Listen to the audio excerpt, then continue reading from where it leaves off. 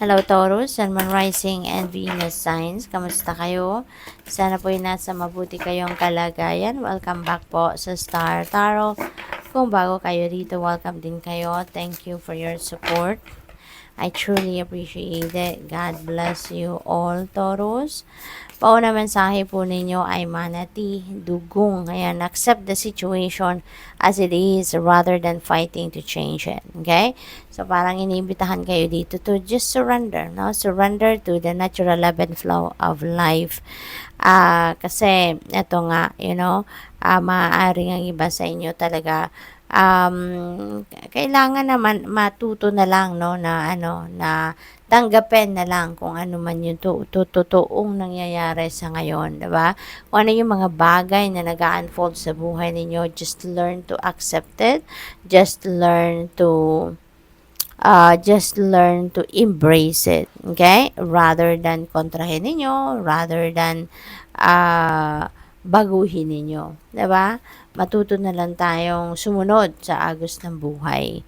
We have Falcon, act on the opportunity that's before you and commit to it without equivocation.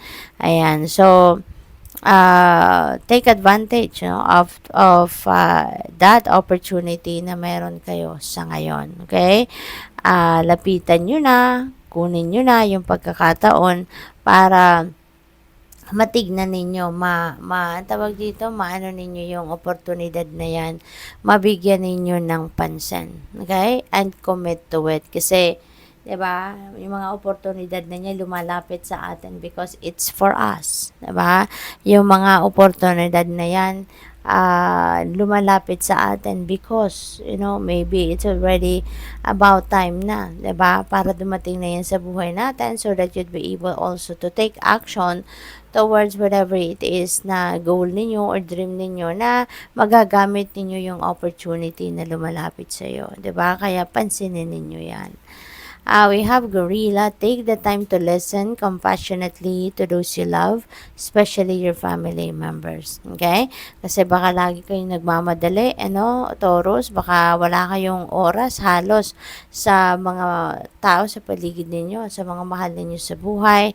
Maybe you are just so focused, no, on personal na mga kaganapan. But siguro may mga mahal din kayo sa buhay na merong concerns sa ngayon and maybe they want to speak to you, they want to talk to you, baka meron silang gustong isang guni sa'yo or meron silang gustong iparating na mensahe para sa'yo, yung mga ganon ba, okay? So, take time to listen to them.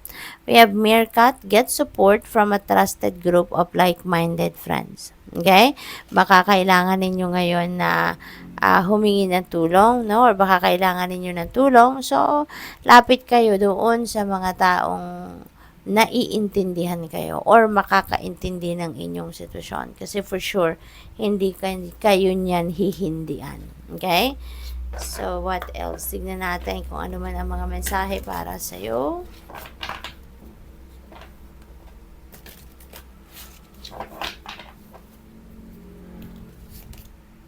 God created you with special talents and gifts. Embrace your uniqueness. You are extraordinary. Okay?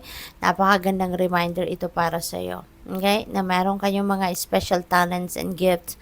Kaya gamitin ninyo yon, gamitin ninyo yon in carrying out your purpose, carrying out your dreams, and your goals. Okay? Anuhin ninyo to, i-embrace ninyo ang mga gifts ninyo, ang mga talento ninyo. Okay? Kasi, wag na ninyong ikukumpara, no, yung sarili ninyo from other people. Okay, Taurus, because it's not necessary. Lahat tayo unique, lahat tayo iba, no? Lahat tayo, oo, meron tayong lahat kakayanan. Meron tayong lahat na talents, skills, and gifts, pero magkakaiba ang mga yon, no? Magkaiba yung talents natin, magkaiba yung gifts natin, 'di ba? Kaya hindi pwedeng ikumpara natin, no, yung sarili natin sa iba. What else? When you awake in the morning, ask yourself, what can I do today to become the person I want to be. So this is a beautiful thing na pagmuni-munihan in the morning. Napakagandang tanong ito na pagnilay-nilayan natin when the morning comes, pagising natin, 'di ba?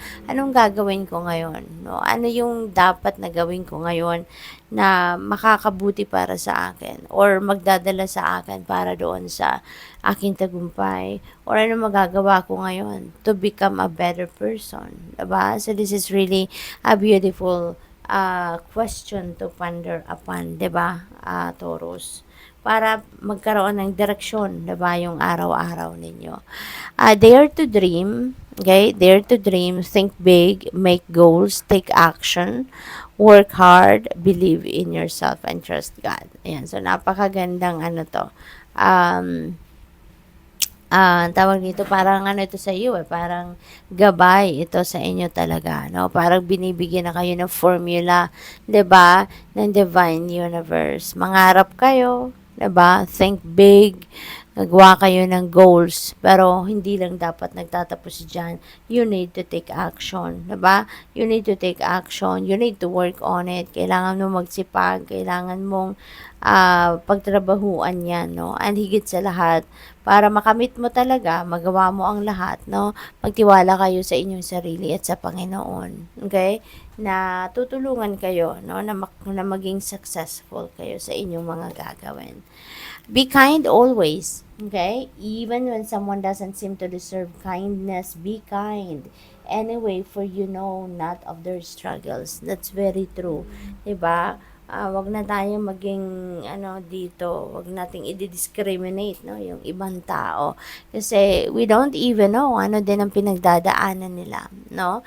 Wala tayo sa kanilang mga paa, wala tayo sa kanilang mga sapatos. Kaya we don't know kung ano yung mga pinagdadaanan ng mga taong ito. All we need to do is just be kind to them, no? Kahit hindi nila deserve yung kabaitan natin, yung compassion natin. But we need to do that because hindi naman natin alam ang kanilang pinagdadaanan. Okay? So, we need to learn to be kind. We need to learn to be patient, no?